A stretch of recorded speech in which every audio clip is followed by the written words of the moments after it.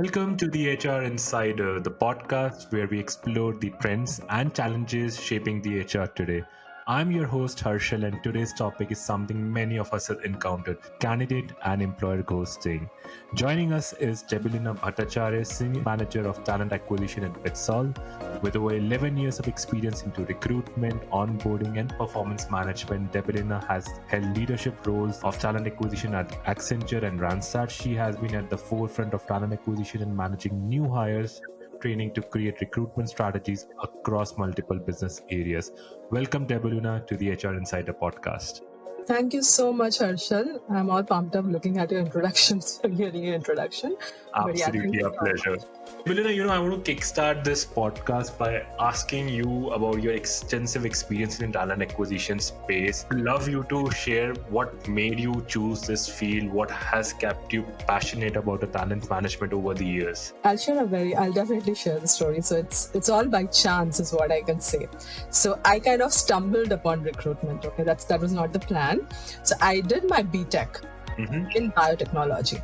Okay, and I passed out from a college called Heritage Institute of Technology. So the plan was to do something in that regard only, biotechnology. But unfortunately, when I passed out, the awareness around that subject was not much. And what we planned, it didn't work out. Unfortunately, no jobs after passing out 4 years of engineering, which is very tough to handle. Yeah. And then obviously I started looking for jobs. And then at that time, there used to be like newspaper cutouts, right? That we need people, this recruiters. So something close to my place came up.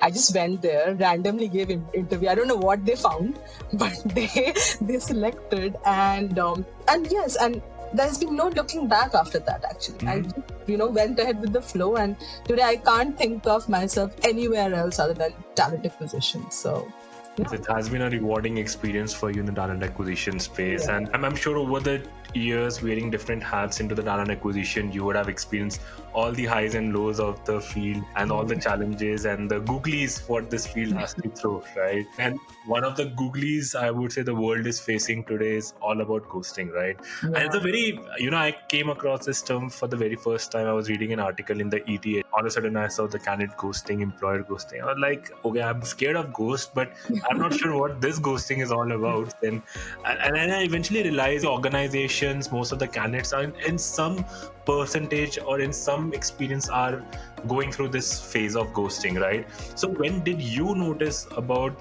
something of candidate and employer ghosting, and what has been your take on that? How has that redefined the entire talent acquisition recruitment space, and what's your overall take on this new phenomena? So I think ghosting is something which was always there, right? Probably it became predominant with digital age more, but it was always there, less or more, right? So I would say my first experience I'll start with candidate ghosting. My first experience with that was in my first organization itself. Okay.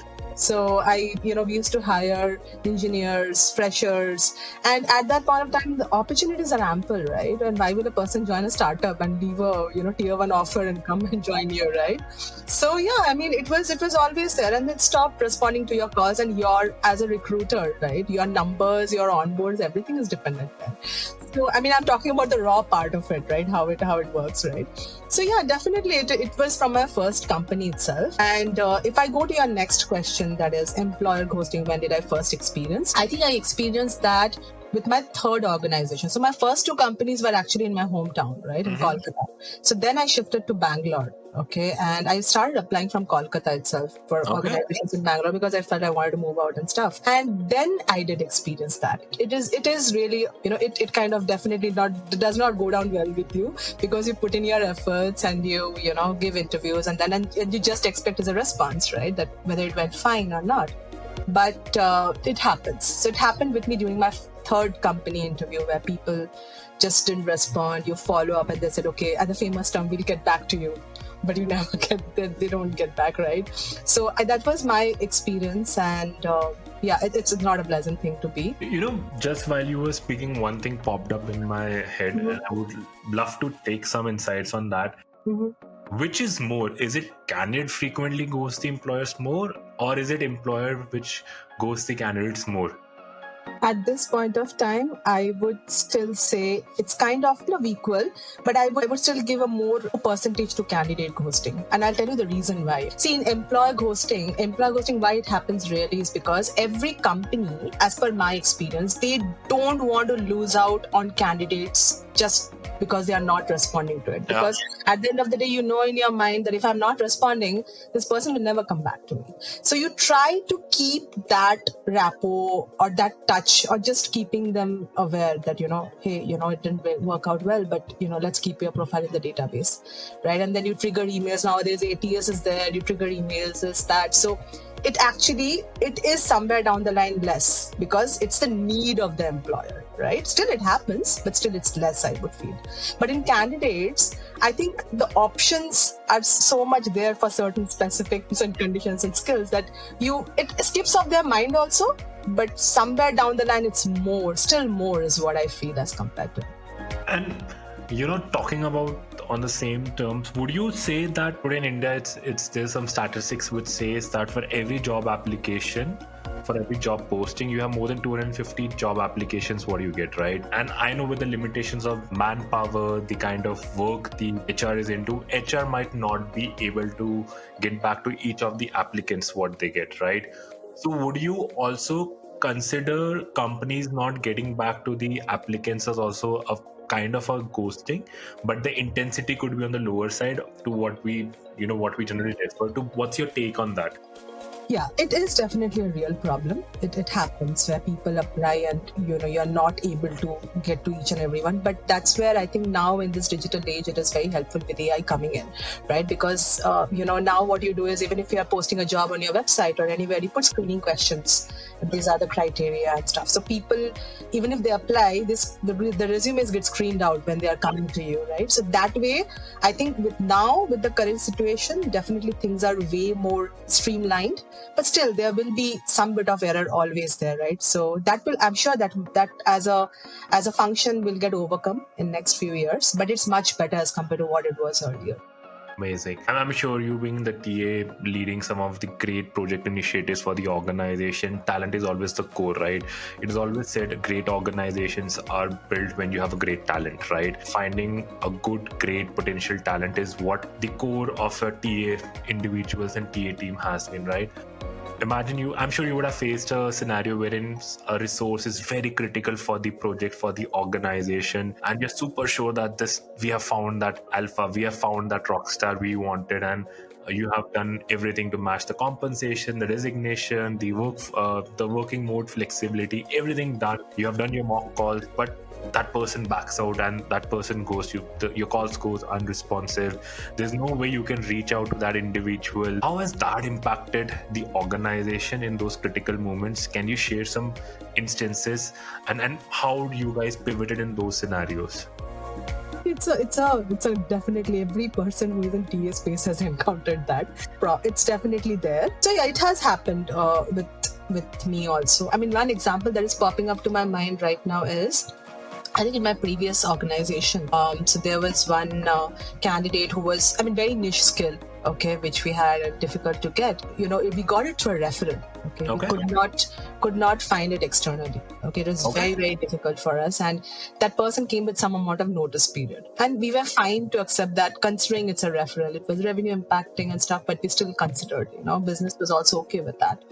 But then eventually that person backed out, right? And, he reached out to the referral saying that, hey, I got a better opportunity. And he was very straightforward because probably it's a referral. He went and said that, I'm not okay and I want to go ahead with the other offer, right? So it is definitely impactful because you wait for 60 days. But I think as every TA individual, and I don't think it's only for me, I think now in this space, everybody understands that, things can happen at any given point of time. So what you do at that point of time, and at least what I did at that point of time is, when a 30-period timeline has gone off, right, you start looking for backup options, okay? because you know that eventually, anything can happen. So, and you will also take some time to find that right person. And you go back to the business saying that, we are trying to keep a backup, but we are not finding 100% fit what you see in this person probably, if you are not finding it. But this is the maximum fitment that we get. And definitely you have to go back with data, your pointers, everything, right, possible in your capacity, and give that understanding to them that this is the next best fit that we find. Right? So why don't you keep this person as a backup option if this is not working out? And trust me, business understands, right? I think Okay. so they also get it. It's just that how you put it is what I would. That's my personal experience. Okay, how you put it, and if your data, if your pointers are right, things to work around. That's how I solved it, at least. One thing I definitely want to pinpoint on that is you talked about the business, right? Has business always been very welcoming in such critical scenarios when the candidates have just gone out of the radar, right? Do businesses today understand that candidate ghosting is a real challenge? It's a reality today around which the organizations has to pivot. And second question to this is, you spoke about employee referral, right? Do you still see the percentage of candidates ghosting an opportunity is higher or lower when it's an employee referral, or do you see it's at par with through any other channel what you experience? Sure. So you asked me two questions. Yeah. I'll go with the first one first. Yeah. So yes, I think business nowadays at this current scenario, they do understand that this is a reality. Okay. They do get it. At least that's my personal experience. Mm-hmm. Having said that, when definitely a critical resource like this backs out and it's a revenue impacting position, definitely the initial conversation will not be very, very welcoming. And it's not something personal, right? It's all professional. And that's how it happens, right? Even for if I put myself in their shoes, even I will feel that jolt, because they have to at the end of the day go back to the client and say that, this is what it is. And definitely that's a way more difficult conversation that they are having, right? So it is definitely the initial is not definitely very welcoming, but that's why I said your data, your statistics, that has to be at par, and you have to gauge your stakeholder, right? What data you should give to that particular person so that that person understands your point of view and gets aligned. That's your aim, right? At the end of the day. So I think that is very important. But yes, they understand it. If that's your question, right? They do get it because they know how the market is. And your second question on the referral part, yes, in referrals it is lesser. I gave you one out of a case example where, it was very critical. And the reason I gave an example of referral was it was very, very, shocking and disappointing for us because you kind of bank on it, right? So that's the reason I gave you that extreme example. But generally, no. In referrals, definitely you have that banking factor that the person will join. And even nowadays, employees, when they give you referrals, they will tell you also, this person is very known to me, or this person I just met through LinkedIn and they give me, they wanted to reach out. So that way you can also filter out how much you can bank on that referral. Yeah. What's your confidence on a particular referral? The channel and how the person knows can give you a good insights and a good forecast of predictability on the joining of a candidate. Let's turn the tables, right? I have personally in my career has been into multiple scenarios when few of the employers ghosted me, and that was during my initial phase of my career when I was trying to get into corporate ecosystem and grab some more larger opportunities. But when I compare what's happening today, right? A lot of organizations are going through a profitability pressure. Every organization have a lot of pressure on having a OPEX under control, right? Very few companies are looking for hiring as an investment versus the cost perspective, right? Somehow I've seen a great spike in employers also ghosting the potential candidates, right? Especially after an L1 select and L2 selects, and even the HR discussion, right? It takes ages for an organization to get back to a candidate saying, okay, this is the final decision, this is what we want to go about it, this is the status of your candidature, right? And what happens in that is candidate is expecting that, I have cleared L1, I have cleared L2, the HR round is done. Probably I'm 90-95% there, right? It's almost done, right? But they never hear back from the organizations, right? What is happening? Why this trend is on the rise? And why you think employers are now shying away from making that last final stretch or last final approval to get a candidate onboarding? Yeah, I think it's a very, very good question and a very critical one. I think nowadays it's employer ghosting. If you say it's become more, I think it's more with the trend of digital age also, right? With digital age coming in, the volume of applications, everything is so high that even if, as I said, right, screening itself, though we are working towards it as a function, but still there are some misses are always there, right?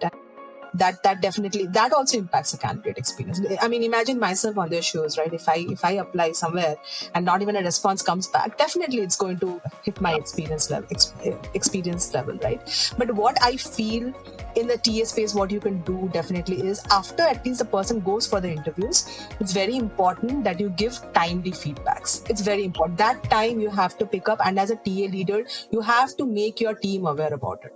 Okay, it's very important. It's how you make them understand that this is important, right? You cannot miss this. As simple as that, right? For that, if you feel you have to pitch in, you have to get involved in the statistics of it, so be it. But you should be there, right? That's very important. Timely feedbacks, that's first important thing. Second thing is, I don't think the interview process should be very long. Okay, that definitely impacts the candidate experience. And even if you feel it's long, right? Certain times for certain positions, it's not even in the hand of HR, right? You know, it has to be like that. That's the expectation. So in such cases, make the candidate aware at the very beginning that, these are the number of rounds. And trust me, people do understand. You have to just invest that amount of time on a candidate when you're talking to them at the very first go.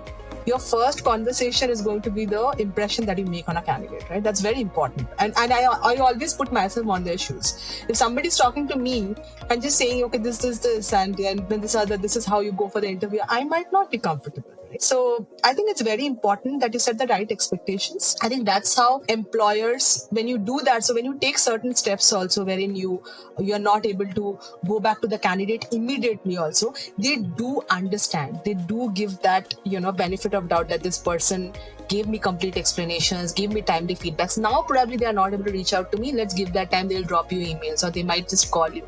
But then when they are calling you or dropping you emails, you have to respond back. I think that's the only way to counter it, and it has to be very much inculcated in the TA space. I do get it that certain times the processes and everything are so huge and voluminous, it becomes difficult to manage everything at one go, right? Then you streamline the process. You make separate teams for everything, right? So that it doesn't impact and does not at the end of the day impact the candidate experience, right? Nowadays, candidates are your customers, so you have to deal with your customers in a certain way. When you spoke about interview process being long, right? I have a very differentiating opinion on this. Let me take two scenarios. One is an IT services company and maybe a product-based organization or a GCC, right? Usually what we have seen, the product-based companies or GCs would have a lot more stringent process of recruitment and would be much more longer and in depth vis-a-vis the IT services companies, right? Because on IT services companies usually hire in larger bulk and volume compared to what a product company or GCCs are, right? So mostly what we have seen of product-based companies would try to get best out of the lot, but because the volume is higher on the IT service, they want to hire more people. Then they try to even take a borderline scenarios into consideration, and then they have in-house learning programs, training programs to skill them up, right? But I have seen employer ghosting to be a lot more in the IT services or the service-based organization than a product or a GCC, right? Why you think that is happening? Second, what can services organization do today to really change the experience game for a candidate, right? Because why I'm saying that and asking you this is because today candidates also prefer a product company over a service company, right? Maybe because of the compensation, also maybe because of the kind of products and the projects they work on. But somewhere that services companies has to go an extra mile, because as we move forward, maybe 5 years down the line, 10 years down the line, services companies needs to up the game, right? With a lot more GCCs coming into in their product company, setting up their base in the country, the talent shift is going to go towards these set of companies, right? So as the demand for the requisitions jobs increase in this ecosystem, we're going to eventually see a shortage coming for the services companies, right? It's very critical for services companies to put that additional effort to give a superior candidate experience. But is that happening? What's your take on that? Yeah, I think yes, it's a mix and match, right? Yes, the trend, if you say yes, in the services company, it's more, right? At the end of the day, employer hosting part, which you said in the services organization, it does happen more. And what my personal experience says for that is the process that is there in those organizations, right? If you see a GCC or any product setup, right, the processes there are way, way more streamlined. Okay, and it's not now, it was there from the very beginning, right? And the way the team structure is there, the way they deal with the candidates in terms of giving feedbacks or screening each and every profile, probably because of their process, the process is way more streamlined. I think that definitely makes a difference. Just imagine in a services company, you have to take care of so many things as a recruiter, right? You have this compliance, that audit check, this audit check, right? You at the end of the day, nobody wants to get an NC, right? You want the compliance checks to be proper because that's an organization thing, right? But having said that, you have to balance the candidate experience also. You have to balance the volume of applicants also, and the kind of requirements that you get in services organizations are way more. I mean, how would I say? Probably vanilla skills are also there way more, whereas in products, way more streamlined and specific skills that you hire for, right? That's the need of the hour, right? More. I'm not saying that they don't have. That is also there, but it's more in services companies. So the volume comes in more. The recruiters have to manage, as I said, their internal processes. They take care of candidate experience. I think that's where the bandwidth somewhere is getting choked up, right? But as I said, right, with numerous ATS coming in and the way things are getting streamlined, things will definitely improve. It'll take some time, but I'm sure as services company we'll reach there. So just let's talk about another set of group of organizations, right? Mm-hmm. We discuss on the services, we discuss on the captives, product-based companies. There's a lot of trend and marketing we see on LinkedIn, great place to work, right? Mm-hmm. See organization really breaking the internet, going all out. Their employees are all gaga about, we are certified as a great place to work organization. So today, let's divide the entire ecosystem into two groups. A company which is a certified organization as a great place through any organization, and another is a non-certified organization, right? Do you believe that the communication or the processes or the way they treat the feedback to the candidates or how the overall experience or a perspective towards employer ghosting varies in these two kind of companies, group of companies? What do I mean by that? Any organization that is a great place to certify, do you think they will go an extra mile to avoid any such scenarios, or their case will be negligible because they want to be very sure about how their brand is perceived and that's the kind of an image they want to create? And second, a company which is not that well perceived or not have that kind of a tag, there are such scenarios of employee ghosting and would be on the higher side. Just a random thought, but yeah, I would love to hear your perspective on that. Sure. Okay, let's answer one by one. Let's take the case of companies who are certified like as a great place to work, right? My personal experience, definitely they will go that extra mile to keep that brand name intact. That's my personal opinion. Okay, because once you're putting it out there, right, and nowadays with digital age, it's just a post, right? You post and your reputation is at stake, and nobody wants that. When you put that so much effort, definitely you want to keep that going, and it's a good thing. It's a very, very good thing. At the end of the day, that's what we are all here for, right? We want the candidate experience to be proper.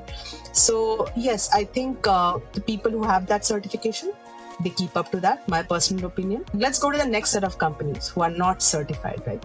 I would not say all companies will take that lightly, because there are certain companies who want to achieve that tag, or probably have that urge within them to create that name in the market, right? That candidates go and say that this is a great company to work with, put their reviews, or that way also you build up your brand, right? So I will not say all companies are not aware about it, but yes, there are certain companies, maybe due to some unavoidable reasons, because of the internal process or certain streamlinings that need to be done, where even if they want, probably they are not able to keep up to it, right? You don't know how it works internally within companies, right? But I'll not completely segregate a company who is not put themselves out there as a great place to work and saying that no, we don't have that urge. I don't think so. A very controversial point. Okay, do you think the core of whether a candidate goes to an employer goes to a candidate is all about compensation? If I'm a candidate, right, and if I have 5 options, right, if a company is able to match my highest expectation, the candidate might not ghost you, and vice versa. If from an employer perspective, for an opportunity, I have 5 potential candidates, all screen selected, the candidate who is at a lower cost, immediate joiner, my chances of ghosting that particular individual is negligible, right? So do you think that today the core or the root of the ghosting as a phenomenon is all around the compensation? I will not completely agree to that. Okay. See, See, it is one of the factors, definitely. I mean, see, ghosting as a phenomena, there are multiple factors that come in place, right? But having said that, when you see compensation, right, and what stage you spoke about is at the last stage, kind of, wherein you have the person's cleared and then, it's just the offer part and HR discussion.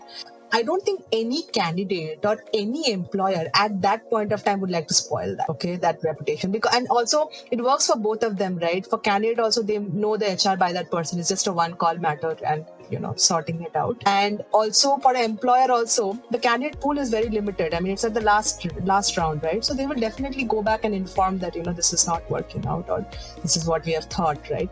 Yeah. But yes, having said that, still there are cases where no process is absolute, right? So there will be cases where candidates see certain perceptions and they will not, go back and inform this and they will ghost. Similarly for employers also. Employers, I feel they have that psychology certain times, and you really don't know what to communicate.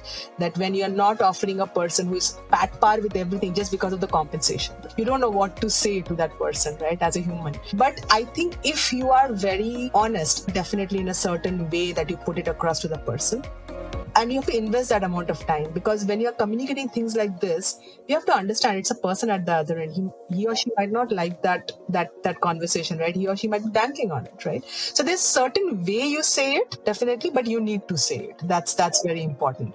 So it happens. There are cases wherein, there will be ghosting happening at that end also. But yeah, I think this is a way to solve it, is what I feel.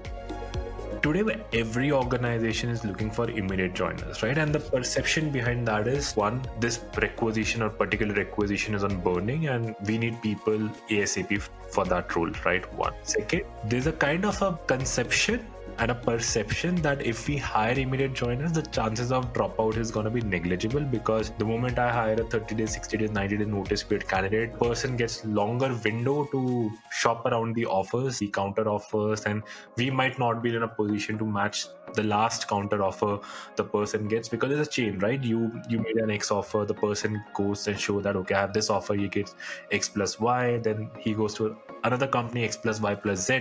So the amount keeps on increasing. Eventually we realize someone at a 9 lakh rupee CTC is already a 30 lakh CTC. Example, right? From a candidate perspective, there would be scenarios that, the moment the candidate gets an offer, the companies relieve them early and they can join an opportunity. But in certain scenarios, people are not able to get out of they're not able to negotiate on their notice period and they have to serve the entire length. But they can be genuine candidates, right?